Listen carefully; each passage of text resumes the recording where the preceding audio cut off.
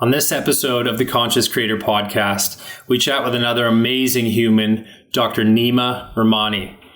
Nima and I jumped into a lot of great topics, but he has a very, very unique story in which he dives deep on us into a traumatic relationship that he was in and how he came out the other side and how he actually created a methodology called the overview method that he now teaches and brings to the masses to help them get through their challenges. So it truly is an amazing story that he takes us through and all the intricacies of it and, his challenges along the way. The other side of his story is along those same lines of where he was a trained chiropractor, but in doing his practice, he saw the gaps in a lot of his patients. And then as he went through some trauma, the gaps in being able to treat himself. So again, the overview method that he has created is very, very powerful that he's bringing to the world. And it's all as a result of the gaps he identified in the industry. And then, of course, through his own healing process. So you don't want to miss this episode because above all these teachings, he's also an amazing human and a family man. And there are a lot of great messages within this episode. So stay tuned. My friend, how are you? I am really looking forward to this chat. I think I got the memo of what shirt to wear, so I'm doing good. It's great to chat with you again. Such a laugh when we turn these cameras on. I love it. I love it. It's like, what amazing. Do I wear? What do I wear today? I'm going to talk to Mike. Just so anybody watching with video right now, this was not planned, which makes it perfect. Exactly.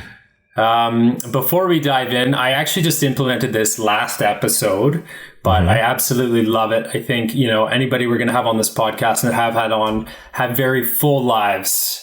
And so it's important that we ground ourselves in the short time we have to chat today. And so I would love if you would join me, Nima, and anybody listening, just in, 3 conscious breaths together to truly just show up exactly where we are right now. All right. So in 3, 2, there we are.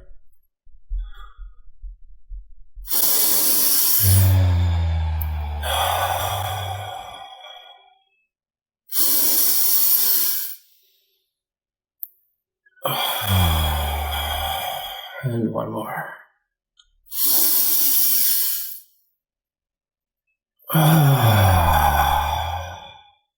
Here we are. Amazing. Well, thank you. And it's, I'm so excited to have you on today. Before we go any further, of course, for those who don't know and are listening, I have Dr. Nima Rahmany on today. And he is a trained chiropractor, to give a little bit of a background. But Nima found a gap in his practice and in the industry as a whole over his time. And you can tell a little bit more about that, how it's evolved, Nima. I don't want to introduce you wrong, but I love seeing what, the way your work is going. And so how would you introduce yourself? Well, I used to have a really difficult time answering that. You go to the airport or you go through like customs and they're like, so what do you do? And I'm like, shit. I'm like, okay, what do I do? Let's see, where do I begin? Trained as a chiropractor when I was 13 years old, I got my first ever chiropractic adjustment and I said, holy crap, what did he just do? The amount of power he had just to maneuver my spine and produce such a shift in the way that I feel. My headaches started to go away. My hip problems started to go away. And I knew like right then and there, I was going to be a chiropractor. And so if we can just fast forward that whole journey, 10 years I knew when I was 13, but 10 years into being a chiropractor in my clinic in Maple Ridge, British Columbia, I started noticing patterns with patients who were dealing with stress-related problems. I'm like, everybody's coming in with different manifestations of stress-related problems. And when I really got to know people, because I'm kind of a people person, their stress-related problems, if we just keep going upstream, had to do with some sort of a relational breakdown, or another term that we can use is attachment issue, attachment trauma. So a trauma is an injury with an attachment. So a divorce, a breakup, a grief, a betrayal, infidelity. When these attachment wounds occur, and they start in childhood, we carry them with us in our bodies, and they create this state in our body of a lack of wellness. So because of this state of alarm and protection in our bodies due to these attachment wounds, we escape up in our heads, and we start creating narratives and stories, and we go into past and future, and some would call that anxiety. But that's just the response to the alarm that's happening in our body. And so this was me. I was being a chiropractor dealing with alarm and anxiety. And it wasn't until 10, 15 years into the kind of the journey of being a chiropractor that I was working on my own kind of anxieties and trying to figure out, thank goodness I didn't have any health issues. I know you share about your health challenges with Lyme, and you were very open about that. Thank goodness I wasn't dealing with a physical injury. For me, it was always this state of hypervigilance and alarm that I just couldn't shake, no matter how much I thought it was, I need to make more money. I thought I need to, it's because I have a student debt. And then I cleared that. It's because I'm not married yet. I took care of that, got married. It's because my business isn't certain amount. And there was always like chasing the horizon, this other fantasy kind of end goal that I was trying to get to, so that feeling of hypervigilance and a lack of safety can go away. And it never did. So while this was happening, I was coming up with my own kind of formula, taking courses and sitting at the feet of masters of perception and cognitive work like Dr. John DeMartini, Byron Katie, Joe Dispenza, and learning all of their methods so that I could cope with my own kind of insecurities and anxieties. But in the background, it was helpful, but in the background, I was, after one divorce and 10 failed relationships later, it kind of, the push was on to figure out how to solve this riddle of my attachment wounds. And I didn't really know that I had attachment trauma until my last breakup with my former partner. This is, a divorce and like 8 or 9 failed relationships later. And then this big blow up that actually ended up with both of us really being abusive with one another, yet on the outside teaching people about personal growth. So there was this incongruency happening in our personal lives with what we were putting out there. And that incongruency bubbled up a lot of toxic shame, and with it, this fear of exposure. And we kind of were really good. Nobody gets together by accident.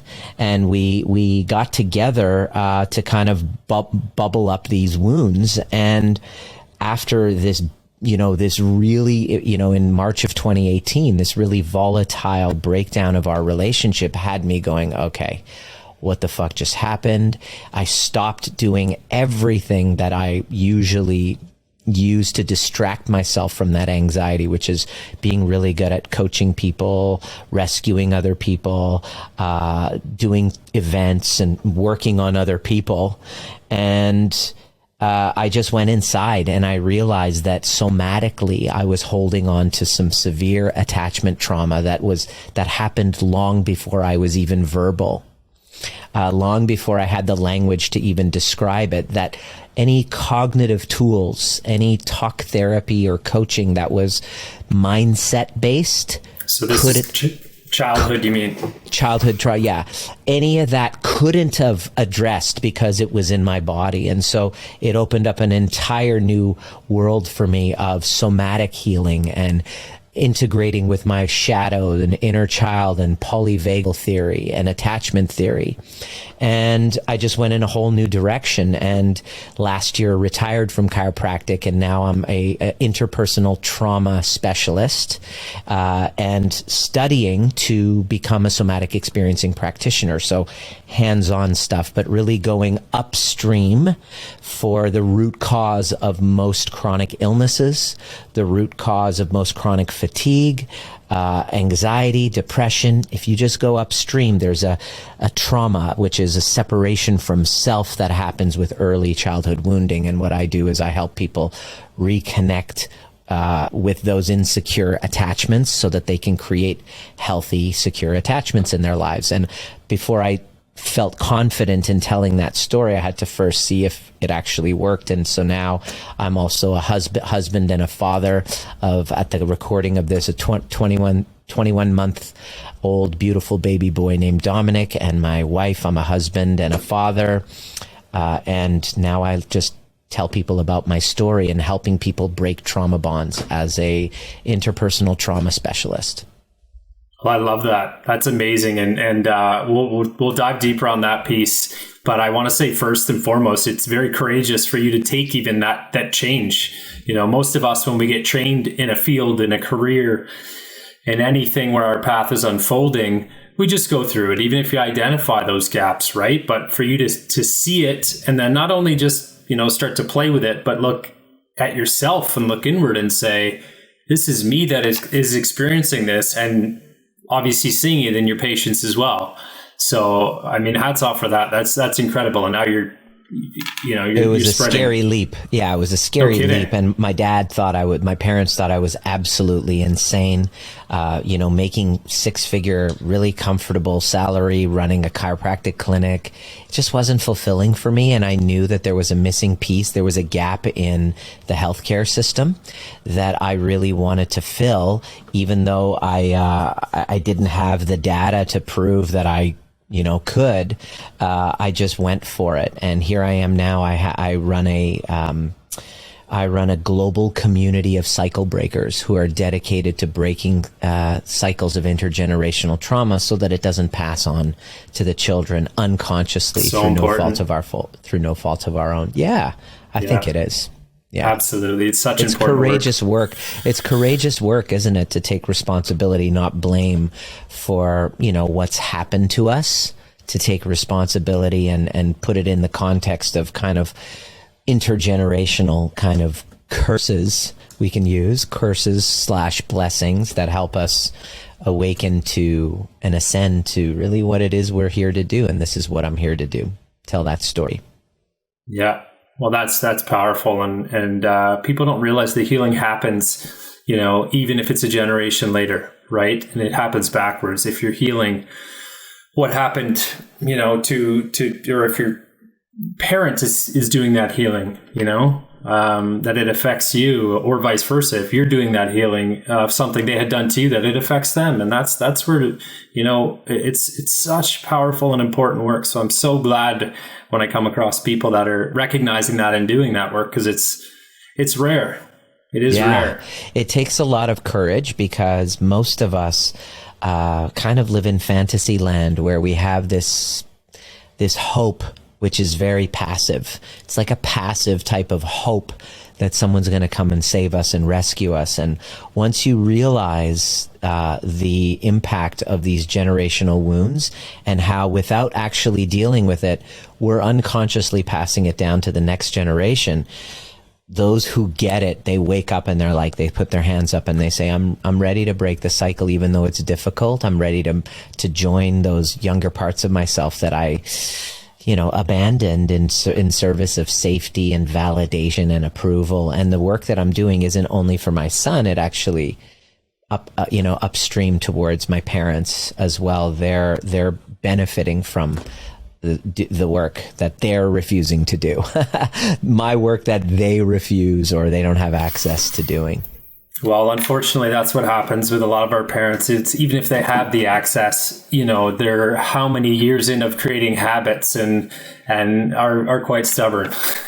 Well, to become a cycle breaker requires us to take ownership of our shame, and shame is the greatest threat to the ego, because the ego doesn't really want to be seen as bad, or the bad guy or the villain.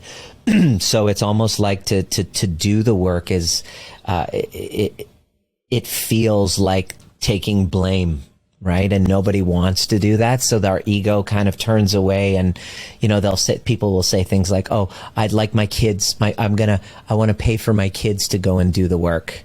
And it's like, no, that's not how it works. So it's one of the things, one of my pet peeves is when it's too late for me, but maybe my kids, maybe my kids can do it. And it's like, no, it doesn't work that way. Yeah, we're slightly connected.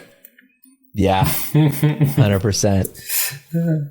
Well, thank you for sharing all that. And we will circle back. I mean, I just wanted to give everyone a good idea of what it is you do and the work you do. And I do want to go deeper down there. But firstly, how we met, of course, was at the Extremely Conscious retreat that I co-held recently. And it's a fun one. Extremely conscious. That's it.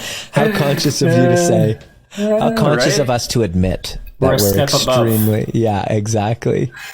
But above your work, I knew prior to you arriving there kind of what you did. Of course, Trev raved about you, but I just had an instant kind of connection with a few people there, and you were one of them for sure. Your energy that you came with, and I could just really feel the genuine empathy and kindness you have towards humans. And so that's where I was really piqued, and we had some good chats there, but that's why this one was so exciting for me for today. But yeah, felt that too. Likewise, man. I really appreciated the courage it takes to put on one of these events, especially being the first time. And as soon as I heard, and the timing couldn't have been more perfect for me. So it's memorable, especially the cold plunge in a bucket of ice.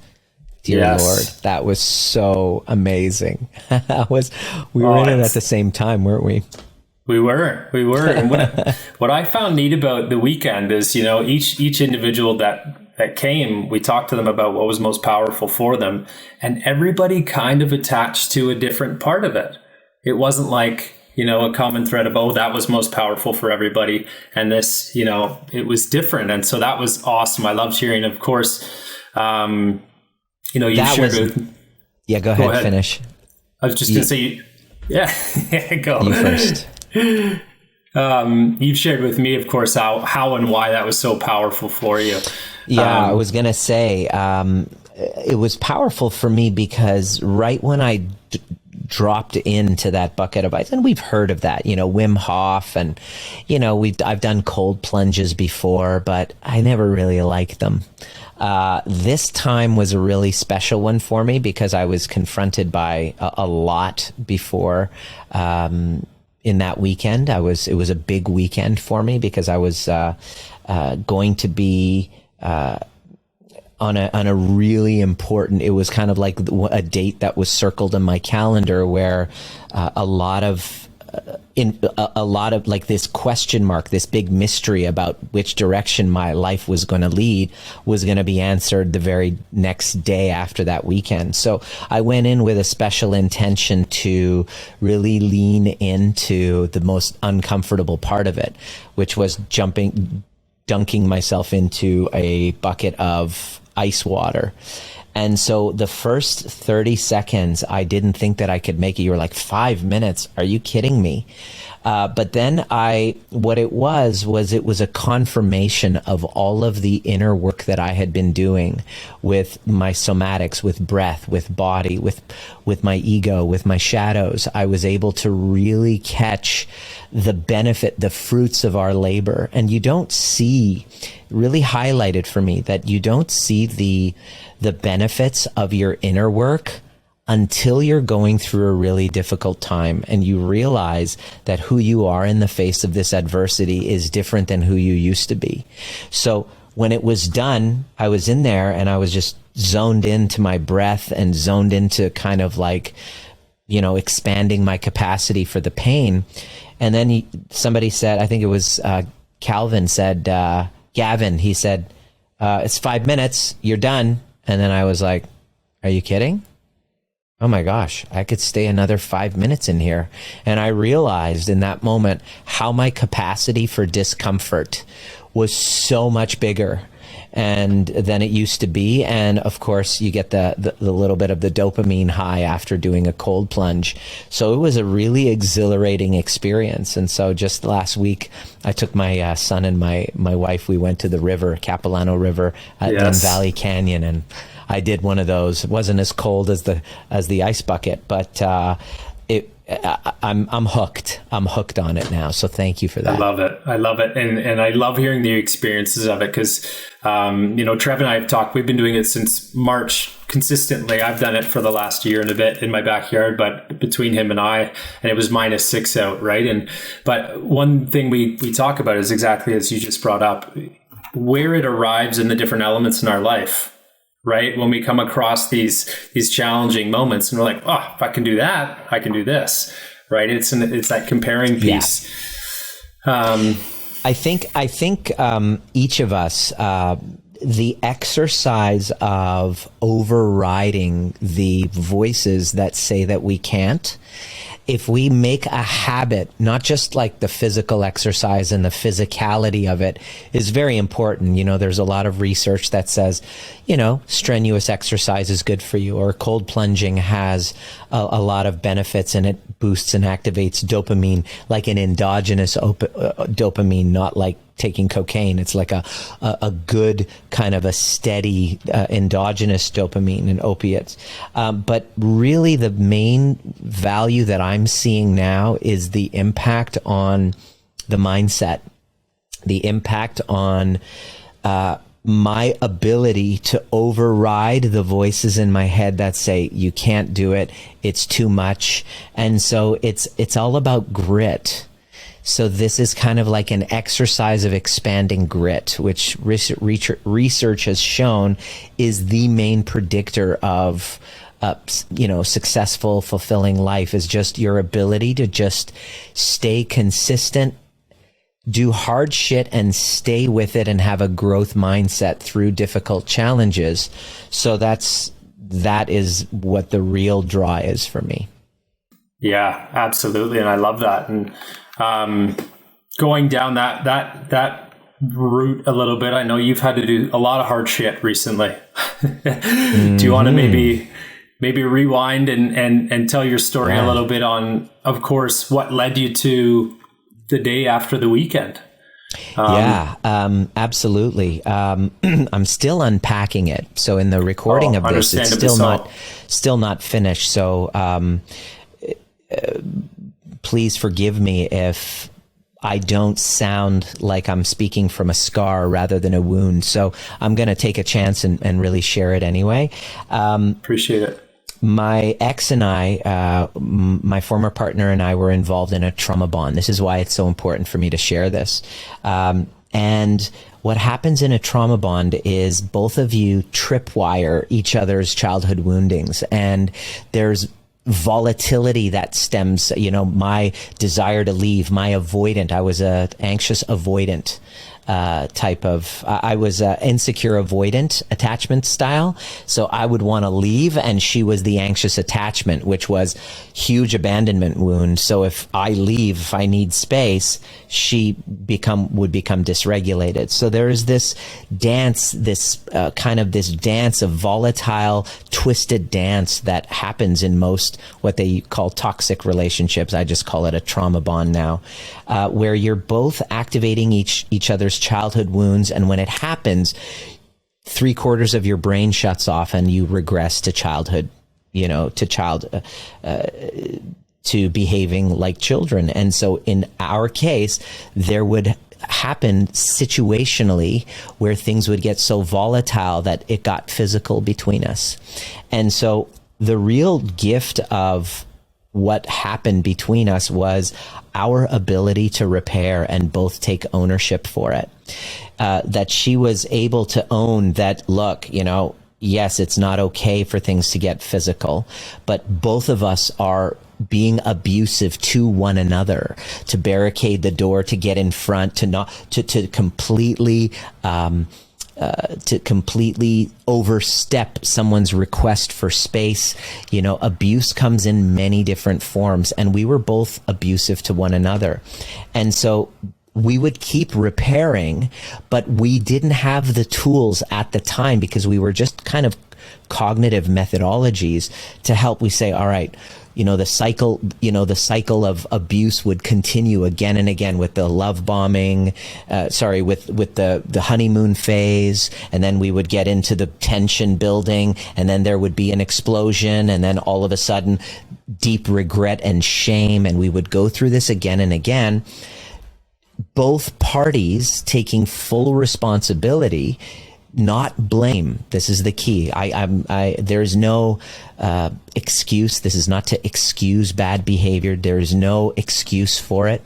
It's not okay, yet it's happening in all of these relationships, right? So on ironically, the day that I met Trevor, on March 11th, 2018, that's when, after the workshop, during these workshops, her abandonment wound would get activated, because she had a problem when I was receiving the attention and she wasn't. And so the volatility would show up. And instead of me leaving, I tried to leave into the other room. And it just kept going, unrelenting. And finally, she said something that I realized, why, you know, what causes us to lose consciousness? What causes us to get pushed to the point where our prefrontal cortex shuts off and we regress and we behave like children or animals, right? And it was toxic shame. It was the threat of public humiliation. And the funny thing about trauma bonds is we're very good at being able to push each other's buttons. We know, like I, for example, knew exactly what would cause her to lose her shit, which is the threat of me leaving. And she knew exactly what would cause me to lose my shit. You know, I could say something or do something and she would lose it, and she would break doors or, you know, destroy stuff. And she would say something that would have me completely go mental, right? And for me, it was the threat of exposure, the threat of public humiliation. She also had a side hustle or a business that she's a madam and a sex worker, a former sex worker turned madam. And there was a huge shame in that. And there was a fear of exposure of that. So that toxic shame, along with the threat of, you know, I'm going to tell people about who you are, right? This fear of exposure, back and forth. People almost. People are saying stuff about you. Yeah. It was like both of us kind of like back and forth, and that caused me to lose my shit. Anyway, long story short, things got volatile, and it was a really difficult next few months where we broke up and we decided, all right, we're going to heal. We're going to figure out what's wrong. We're going to get to the bottom of it.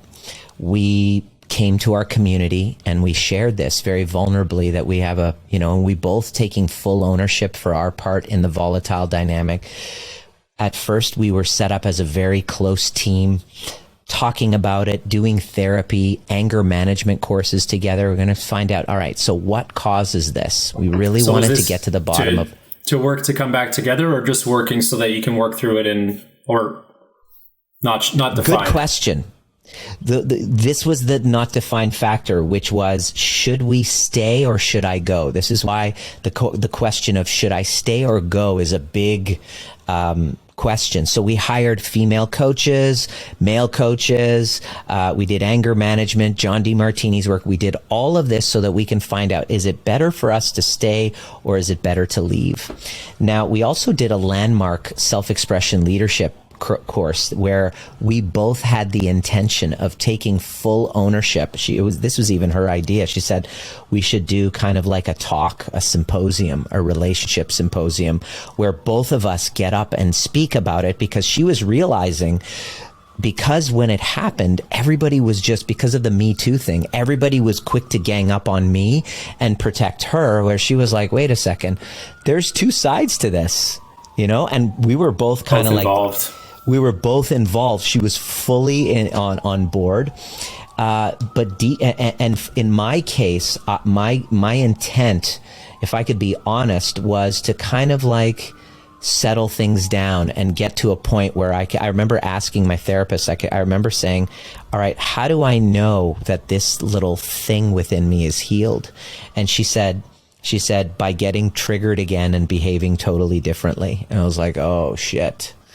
So in other words, you don't know that it's healed unless you get that point, that breaking point. And right. And she's really good at provoking. So it's like, okay, so that was my goal. That was my ambition, to say, I want to get to that point.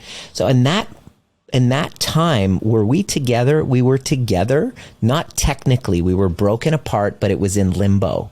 And for about 6 months, 7 months after that, we were, taking responsibility, doing our healing work. That's when I started doing breath work, conscious relationship training, anger management, DeMartini, like you name it. And I was doing it. And I started studying polyvagal theory, attachment theory, reading books, trying to go, how does a dude who helps people as a chiropractor, how does a guy who is known for helping people through toxic relationship live so incongruently? How? I want to know how. I was going to say, right? That would have had to have been a scary time for your practice, for the work you do, because you're exactly that. You're helping so many people. You're a saint to many. And then, of course, behind the scenes, you're living a life of individuals that you help, right? The hero becomes the villain. Yeah, the hero becomes the villain. Exactly. I prided myself on being the hero, right? And then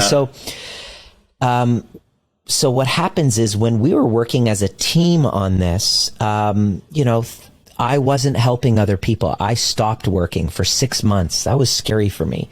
I defined myself based on being the hero to others. Yeah. But because I was living such a lie, I was living so incongruently, I didn't feel like I deserved to go out and help people. So I just stopped working. That's when Trevor and Shar actually reached out to me. And he reached out to me and he said, Shar and I are having some challenges. Can you help? And I said, all right, full transparency. This is what I'm going through. I'm trying to figure out how I just showed up in my last relationship this way. Like, I'm trying to figure it out, right? And he said, it doesn't matter to us. We believe you. We trust you, and we could, we know how you work, and could you help us? So I just, off the record, they would invite me to dinner on Fridays.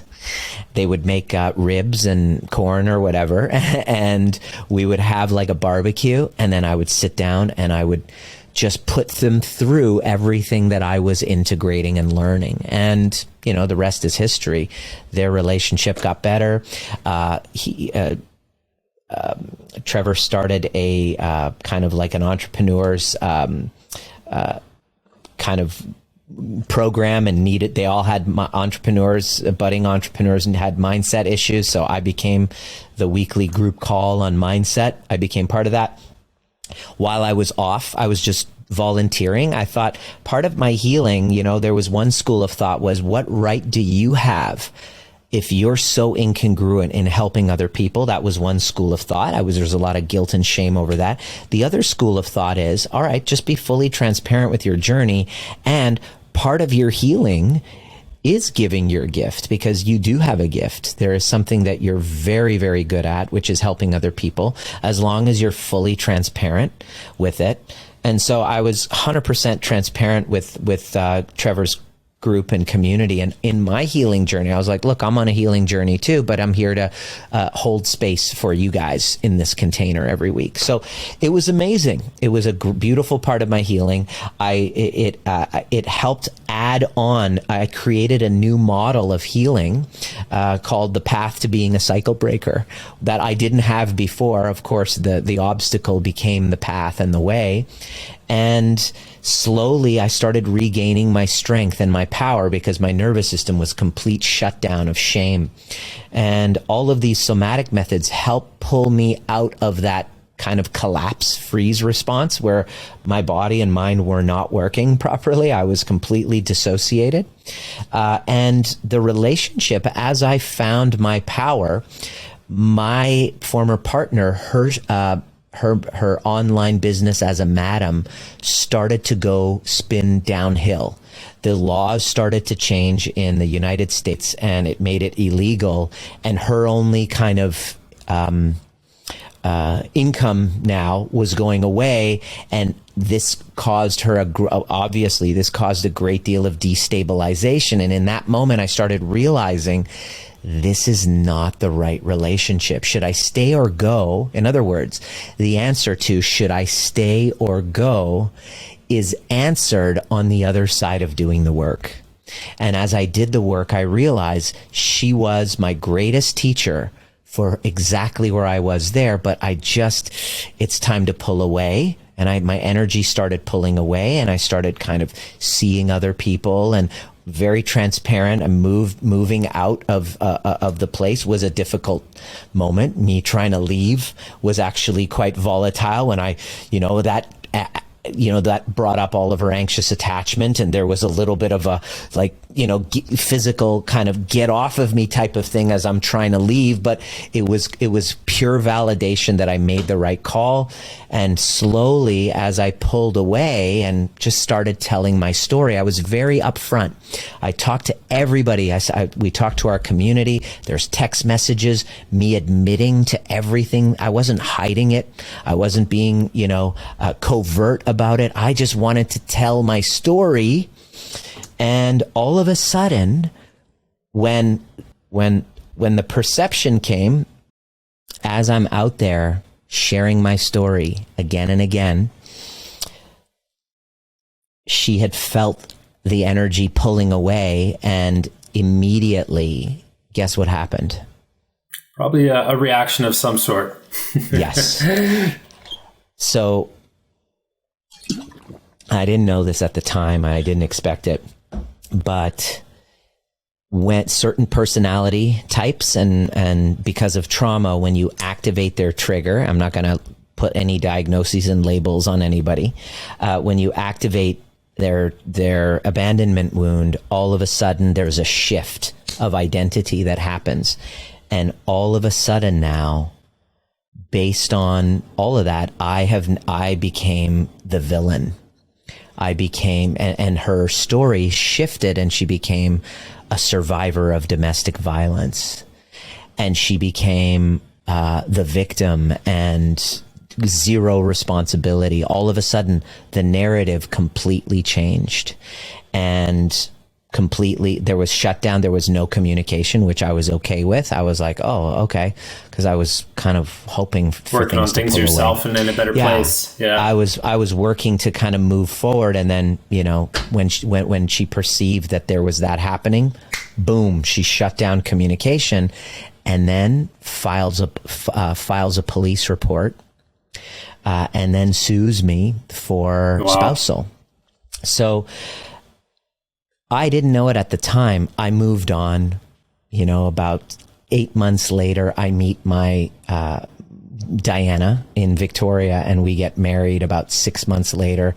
We have a child like 9 months later, 6 months later. And so a week after my son was born, September 2020, I was arrested for assault. Holy I get arrested for assault, and there are all these text messages and videos and me admitting to it. So right away, even though it was really embarrassing. It was shocking. But I had to go through the whole criminal court process. And luckily what I had on my side was the fact that even before any report was filed, I had already done all of this work and upgraded myself, left chiropractic, started somatic experiencing, telling my story. And the week after, the day after our men's retreat that I met you in, Mike, was my sentencing, where I went and I pled guilty. I mean, I didn't really have a choice because I didn't really want to go through a trial process of, I actually did, I did something really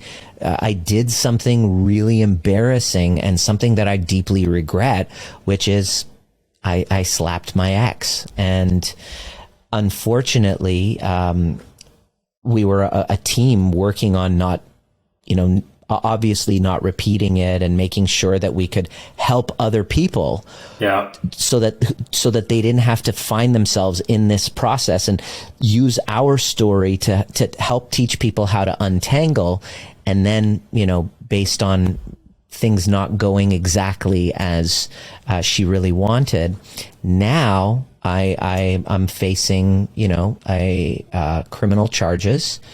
And I stood up there, and the day after I pled guilty, and the judge, saw went through all the facts of the case, saw that the letters of my ex-wife, my wife, all of the, my friends, and all of the people who've literally seen me along this path, admitting the entire time, nothing covert.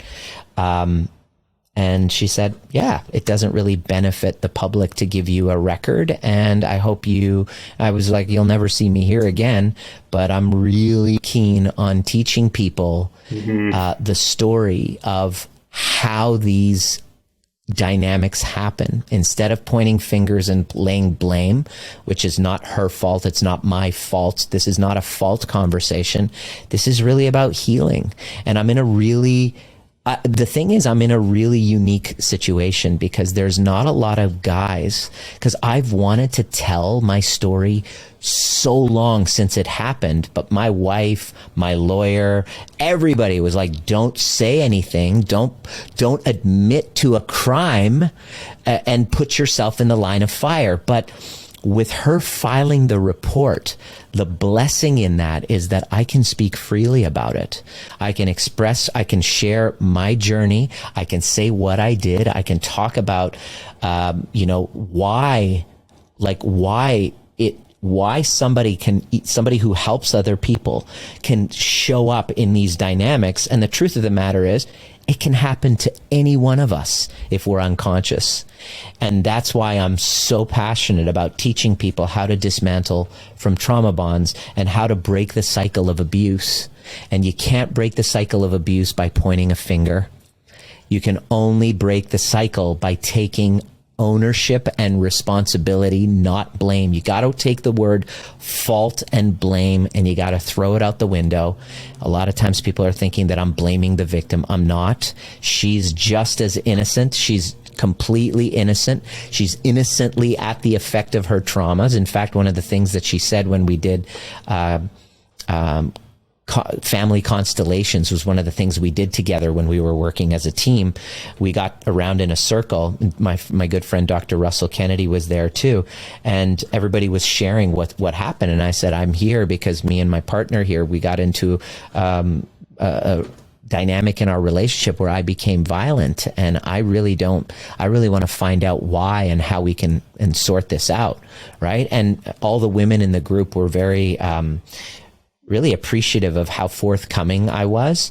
And my former partner said something very shocking that I had never heard before. She said, I'm here to find out why every single one of my relationships have to become abusive before I decide to leave. Wow. So this was something that had never happened to me before, but it's a pattern for her. right? So this isn't because it's her fault, and there is no fault in her experiencing that. She's not to blame. However, there is a dynamic that's worth looking at. Why is it that kind of, and it turns out we're bonded to our trauma. She was abused as a child. She was neglected. Parents divorce, father abandonment, mother with mental disorder, alcoholism, drug addiction, all of the above. She left as a child. And so a deeply traumatized soul will reenact unconsciously, through no fault of our own, will reenact these experiences and pull that energy dynamic around and recreate it in an attempt to expose and to heal. And no two people get together by accident. And she was there to help me face the younger self that felt abandoned by his mother. And I was reliving these dynamics with my mother. And so first step for me was to make sense of it. Now it makes sense, and I can speak about it with, I still have an extreme amount of shame, way more shame than I would like to admit. But I'm willing to get uncomfortable and share this story with people because nobody's really talking about it, because there's too much shame and cancel culture going on. And so I want to be part of the solution. Yeah, well, I commend you for that. And I can imagine, just thinking through that process out loud, I would say your average man would have waited till they got to the day that you got to. And if, there were no charges laid, they would have no reason to speak out about it, right? But you started early in the process, acknowledging before any charges were laid. Well, exactly. And there's as much as, of course, what you did was not right. You've dealt with that, you've lived with it, you've stepped 100%. Forward and you looked at how you can bring light out of that.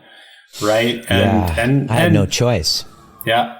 And the fact that it's evolving your work and now you can help others is fantastic. And it's unfortunate that a lot of us in life have to go through something to look at these things. It's right? a wake-up call.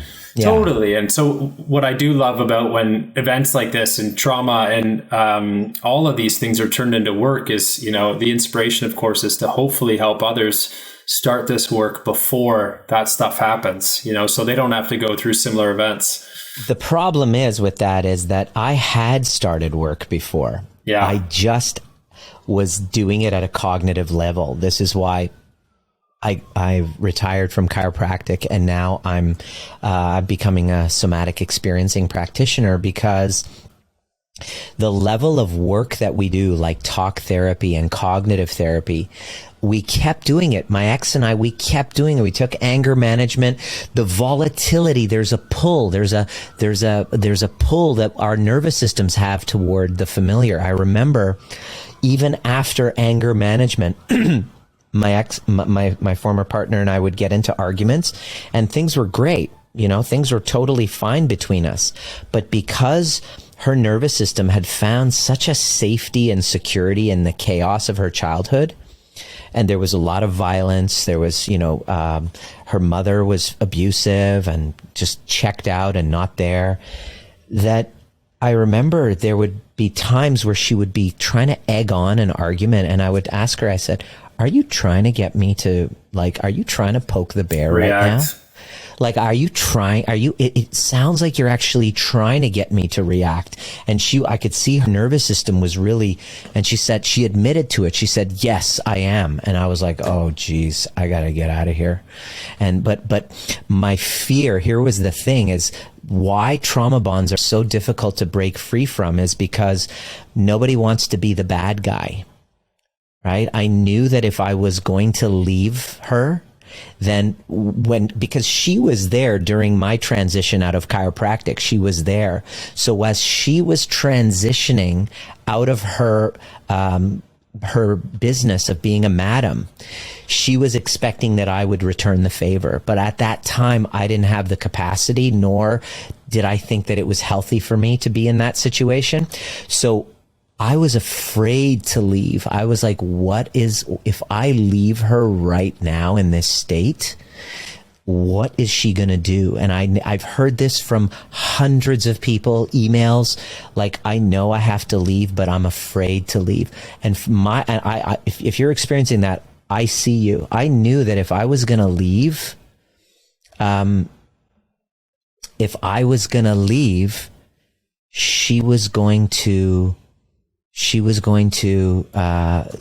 was going to be some sort of a consequence. And then sure enough, boom, soon as I did, boom, the police report was filed. So there's a fear of actually breaking free from the trauma bond. Of course. And so that's why people stay a lot longer than they should. So yeah. That's wild. I see you if that's happening for you. Yeah, thank you so much for sharing that. And that's one reason I wanted you to go through that, because we know, it is not, unfortunately, a unique story or circumstance. And I'm sure there's many people going through it in terms of that scenario that happened, right? And you giving this perspective on it and the work that you've done on it and what you've brought to light, I think could help a lot of individuals that, are able to listen to this and come across it. So thank you so much for sharing that. Thank you so much. Appreciate you. Likewise.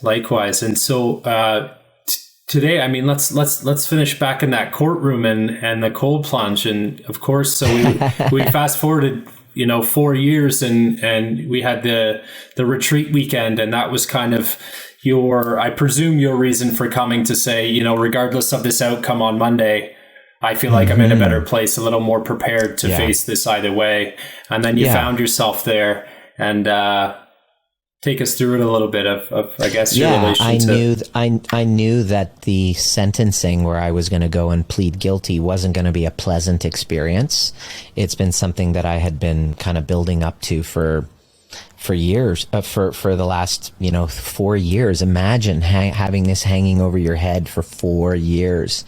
And the cold plunge was a really great exercise, because what it did was it helped me, no matter what discomfort I was experiencing, I found safety inside of myself. And so I took that lesson, and the next day, was in that courtroom, stood up, and I took full ownership. The judge even asked, how does this happen? Your record, you have like a squeaky clean record, no prior history. Your ex-wife has had nothing but glowing things to say about you. How many ex-wives do that? Your current wife, no issues there. How is it that this happened? And I stood up and I talked and I said, this is what happens during trauma bonds.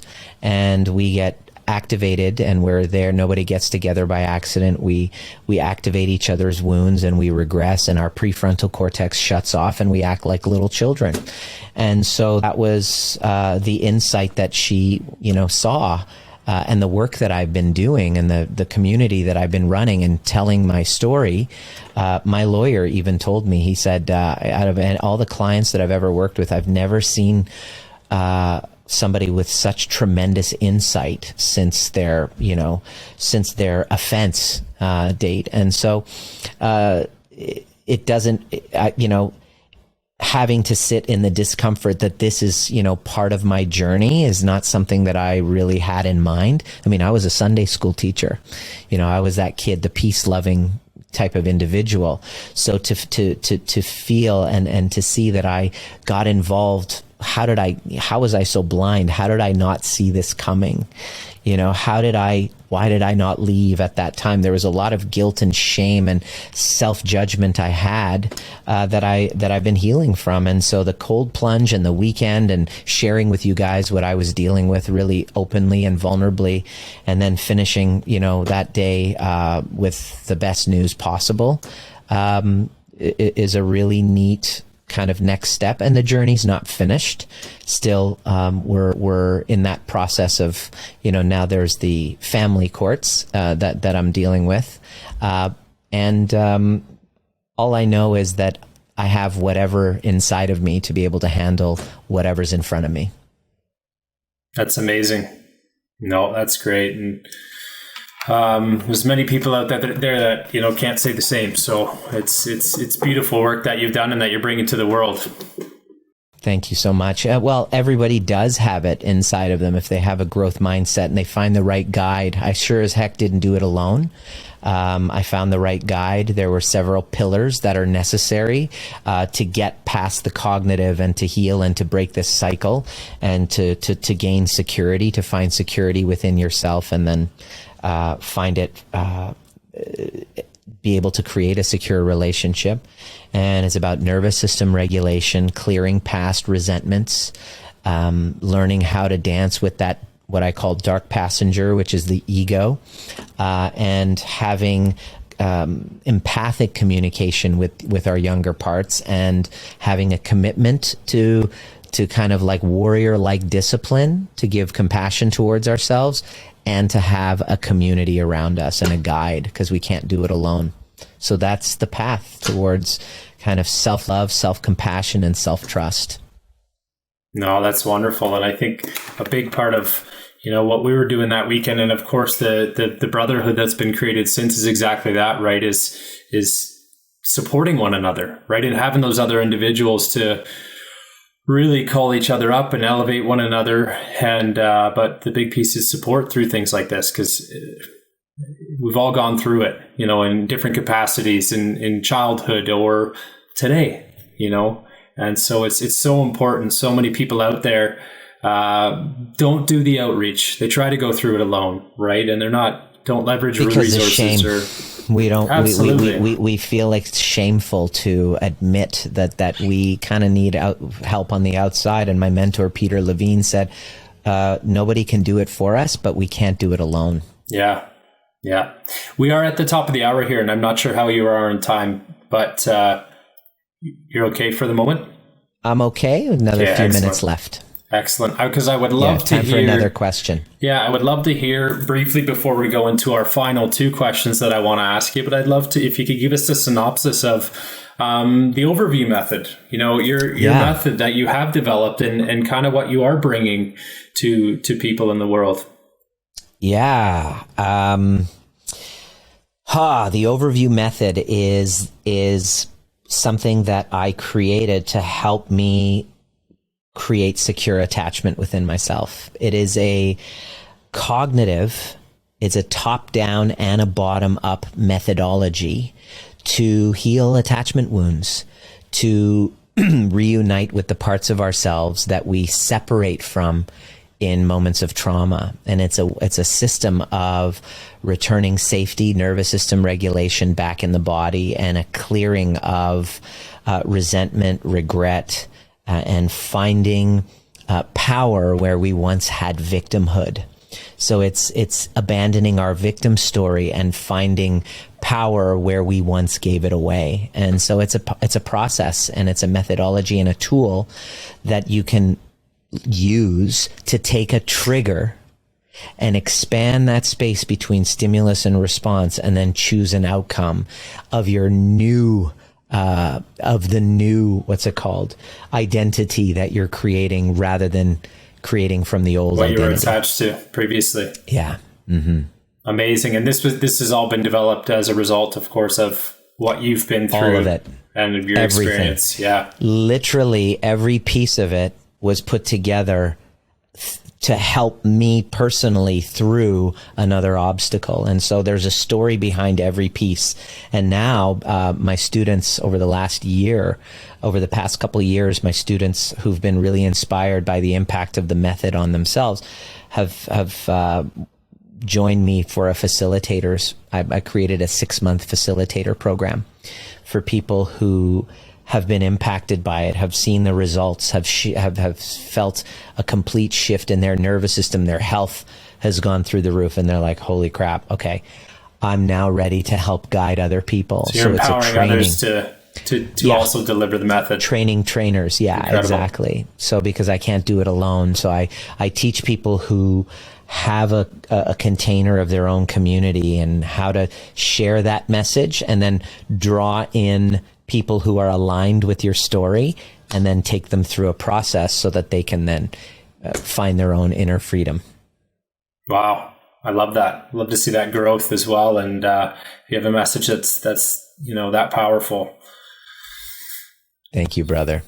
Yeah. It's incredible. Well, I just have two final questions for you. Sure. Of course, our podcast is called the Conscious Creator Podcast. And so I would love to hear your personal definition of what a conscious creator is, conscious living, and how it relates to the way that you live your life. I think we're all creators, whether we're aware of it or not. It's inside of us. You know, if you have any type of scripture or holy book will say that we're made in the image of God, the creator. And I don't see that as like a physical thing. I see it in the form of we have within us the capacity to create. Create what? I don't know, whatever your gift is. For some people, it's a conversation, the creator of a community conversation. So I'm a creator of trainings and methodologies that help heal attachment trauma. I'm a creator and a storyteller. I'm a transformative storyteller. My creativity is in my ability to share transformative storytelling and then teach other people. And teach them through transformative storytelling. So that's my form of creativity. I didn't know that that's what my purpose was, but based on my own journey of going inside and finding what those gifts are, I connected to that inner voice and gave myself permission to create with that voice. It's kind of like we all are conscious creators. We all are creators. The question is, have we overcome our fears and excuses that are in the way of us connecting to our voice? And that voice, by the way, is sometimes in a piece of music or a painting or a sculpture, or conscious creator. Like I'll tell you, like Connor McDavid of the Edmonton Oilers is a conscious creator of magic on the ice. Kobe Bryant and Michael Jordan are conscious creators of athleticism, right? So we all have our own expression of creativity. Our job, our full-time job, is to get access to what that is. We all know what that is, but we have a story as to why we shouldn't be doing it. Why we're, maybe our dad said, "What are you doing? That's a bunch of bullshit." Or someone said, "You can't make money making music. Stop doing that." Yeah. So we all have it. We just have obstacles to our permission to creating and connecting with it. So essentially, this is really about being a conscious creator is somebody who gives themselves permission to access that voice and use that gift and use that creativity from their unique voice to then help others. That was perfect. That was wonderful. Yeah, that's what a conscious creator is to me. I love that. All right. Well, last but not least, if you were to give, and you can pick any age that you like here, but if you were to give your younger self one piece of advice based on your knowledge today, what would that be? My younger self, find a guide and a community to help teach you how to authentically find love and compassion for yourself. Beautiful. Very powerful. From a felt sense body perspective, because that's the one skill that by not learning and not investing in learning that skill, it impacts literally every area of your life, including the person you choose to date, a person that you allow in your life that you settle for, because you don't find compassion and love for yourself. You'll settle for something far less than what you are worth. You will not, if you don't do that, you will not give yourself permission to be a conscious creator, giving your gift, right? Yes. So finding a guide, because we can't do it alone, and a community to teach you, Nima, how to authentically find love and compassion towards these parts of you that you've abandoned because you were, because of your traumas, because you were trying to fit in, because outside voices, approval meant more to you than your own. Finding how to reverse that is the number one priority. And that's what I want to teach my son. That's amazing. And that's our next generation, right? And that's why we do this work. We know that. That's why we're having this conversation right here. This here is, a living legacy in terms of messaging for my kids, your kids, all of our kids. And we hope that they get to listen to this one day to learn and, be ahead of it all and gain any little insight that they can. Whenever you watch this, Domsey, he's only 21 months old right now, but I'm doing this for you, kid. I love it. Thank you. And I've said that message with my boys too. That's why I started this, to bring wonderful people like you on here to share their stories and inspire, and in turn we can inspire many others. So that's, a great way to conclude today. I sincerely appreciate your time, your courage today. And I'm so grateful that you were able to share your message with us. And thanks for having me, Mike. I really appreciate it, brother. Great to meet you, and I look forward to more future events down the road. Likewise. And before we go, of course, I know you have a lot of stuff online, and again, it's such a great message. So where can anybody listening find you and follow along? Well, the best place, my YouTube channel, Dr. Nima Rahmany, Facebook community, Trigger Proof, and my website, drnima.com. I'll give you the links there. We'll link that all up, and yeah. Best place to start is to find out your attachment style. I have a quiz that kind of helps you see, if you're really curious, where to begin. What's your attachment style? Anxious, attached, avoidant. And that gave, when I found out I was an avoidant attached, that gave me like a window to going in and finding the answers. So it's a good start. And on Instagram, it's my link in my bio. Awesome. We'll drop that below as well. But tons of love, brother. Thank you, my friend. See you at the next perfect time. Absolutely. If today's episode resonated with you in any way, or you feel it added value to your day, please feel free to share it with friends. And of course, link and subscribe so that you can be alerted for future episodes. We sincerely appreciate you watching, and always remember to learn, laugh, and love. Until next time.